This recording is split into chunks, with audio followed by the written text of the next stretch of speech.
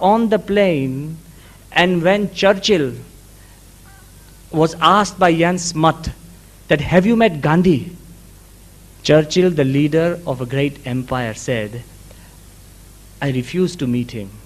And General Smuts said, but why? He said, I feel when I'm in his presence, he might change my nature. Imagine Gandhi had so much power and influence that by being in the presence of a great empire, he could change the nature of a person. This was the power. We belong to a culture which has nurtured us in a system that our nature can influence the world in a different way which nobody else can. You take the example for Edison. Edison, the nature, the attitude of Edison was just simple, pure perseverance. Perseverance to such an extent that he was kicked out of school by the age of 9.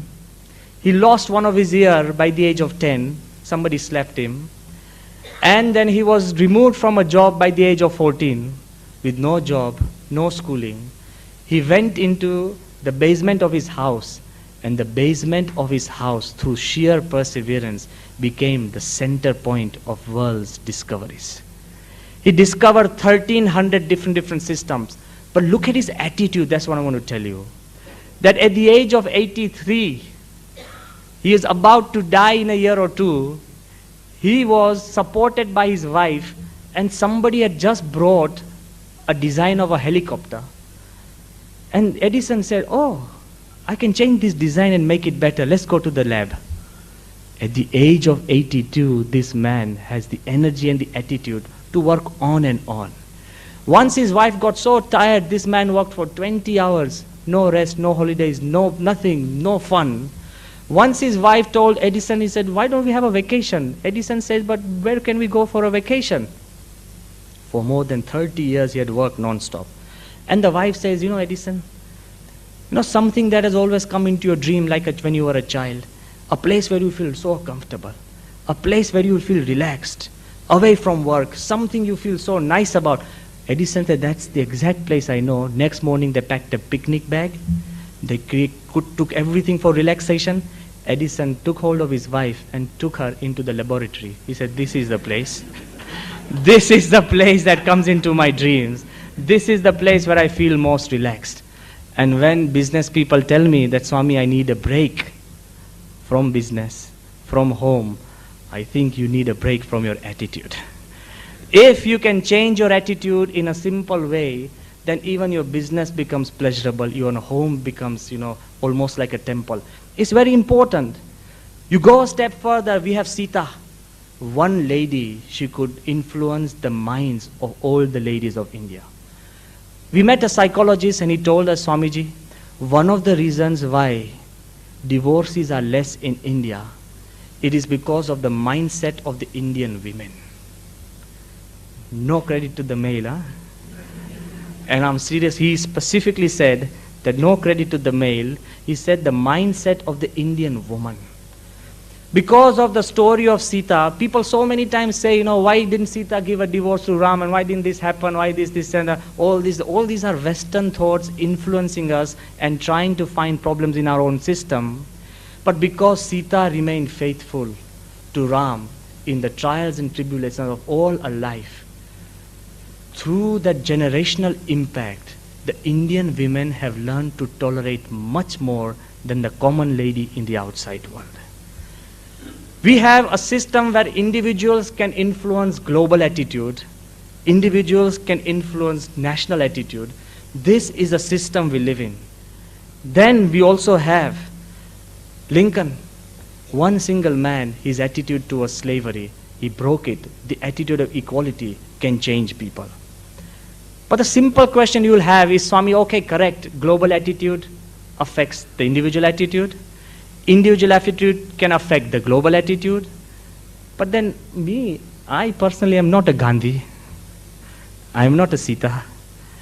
I myself, I am not Lincoln. So what about me? What could happen? For everybody present in this hall, I want to make a very clear sentence that you don't have to be a Gandhi. You don't have to be a Luther King. You don't have to be anybody important to have a positive attitude. Your positive attitude will make you important.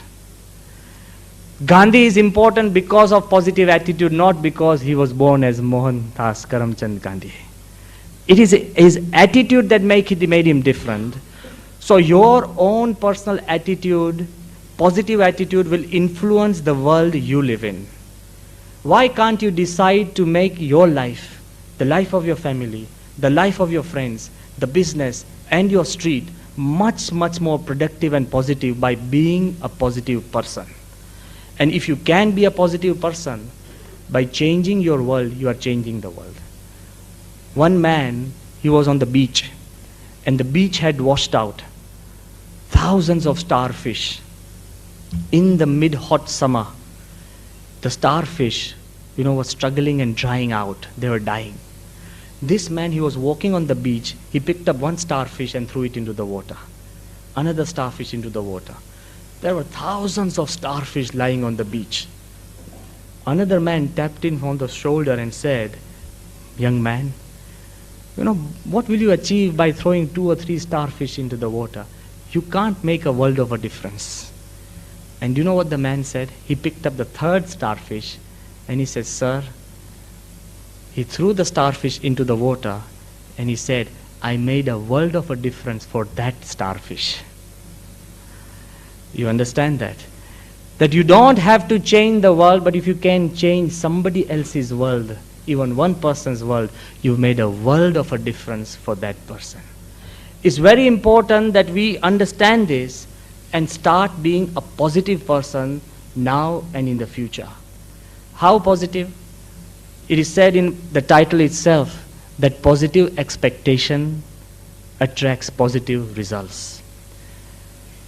But the problem is, you have to start first expecting something positive from yourself. Everybody starts expecting positive from everybody else. They say, "Yeah, you expect something positive from me, then I'll give it to you. Don't expect me to be positive about you. I'll expect positiveness." Yogiji Maharaj, Pramukh Swami's guru, he was once in Bombay, and he started talking about sharing, that everybody should have Surat Bhav, meaning intimacy, and we should share and share alike. So one poor man, he stood up and he said, "Swamiji, I'm a very poor guy and all these people are businessmen. Tell them to share their money with me." It's not a tricky situation, it's a right question. He said, "Share and share alike." And you know what Yogiji Maharaj said? He said, the quality of sharing is that if you have half a rotlo to eat, is to break it into a half and give it to other person, eat only half. That is the quality of sharing. We tend to feel that everybody else should share with us, but the question is that you should share with everybody else. This is the height of a positiveness that we should do. So if you have a positive attitude and expectation from yourself, you can make wonders from wherever you are. You must have heard of the name, a French Canadian. His name is Eric Van Hanema. This man, just recently he climbed Mount Everest at the age of 35. You will tell me, "Swami, Mount Everest, many people climb now, there's no problem, it's simple." But this French Canadian, he was fully blind. He had become blind by the age of 13. That man decided that he wanted to climb Mount Everest, and just last year, he climbed Mount Everest all on his own with somebody to just guide him. And see the power. A whole IMAX film industry followed him, that if the most important part in the world could be not that Tenzing and Hillary climbed Mount Everest, but a blind man could climb Mount Everest. Perhaps because we can see it, we refuse to climb it. If we couldn't see it, perhaps we could climb it. Sometimes our own fears defeat us much before than the real challenges. But I wanted to tell you that a blind man, if you could muster up enough expectation from himself that you could climb Mount Everest, then there is no distance that you cannot assail. You have to start expecting positive results from your brain. Another very important story that continuously inspires me is that of Legson Kaira. He was a 14-year-old boy in Nyasaland, somewhere in the middle central Africa, Nyasaland. He found 2 pages from a Bible or some American magazine which was lying in the desert, and it had the name of Lincoln and the name of the country America. So he took these papers to his mother, a very primitive tribe, and that man, little boy, told his mother that, "Mom, you pack me a lunch, I want to go to America." And the mother, it is written in the book, the mother packed him a lunch of maize, because in that place you can't have anything but maize. And that lunch would last him, she said, "Okay, maybe how far is America?" And the boy said, "Maybe 2 or 3 days." At a time when nothing was available. So his mom packed him a lunch box of 2 or 3 days of maize. This little boy, he took that lunch, he started walking from Nyasaland. If you know Africa, Nyasaland is in the center, and he started walking northwards. He kept on asking everybody, "Okay, where is America?" And everybody said, go up, because they knew in the map is up, but where up? This little boy started walking. Then as he walked on and on, then people started wondering, this little boy has decided to walk to America. He suddenly went into the embassy. The Ugandan embassy came up, said, "This boy is a star, he's walking to America." And to him, he just kept on walking. People started helping him. Somebody gave him a pair of shoes, and they said that in America you can't walk barefoot. So what he did, he slung the shoes over his shoulder and still walked barefoot. He said, "I want to keep them for America." This Legson Kaira, a 13-year-old boy, he started walking.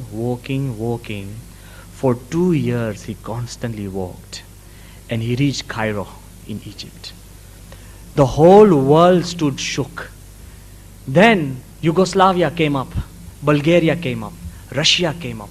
That, "We'll take you in one of our university, you study here." This guy said, "But I've started my journey to America."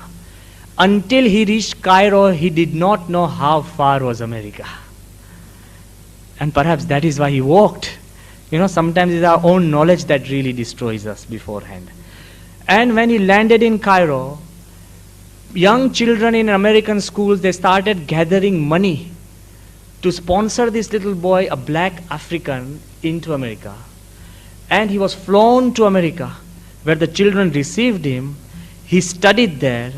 He became a PhD in political science from Cambridge University. And he himself has written a great book called Looming Shadow. And I've also had the pleasure of meeting him. Imagine the attitude of a young boy that he could walk right to America. But if he had the attitude, the whole world came forward to help him. The attitude is to expect from yourself first. He expected that I can do it. He never expected help from anybody else. Expect from yourself.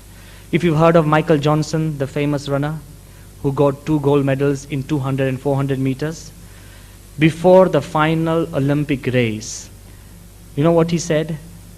Everybody was on the track training and hard, heaving and working hard and everything. Michael Johnson, he sat in his hotel, and in his mind he said, "I ran the 200 and a 400 meter race almost 100 times, right from the shoot, right from the first hit, right from the finish line.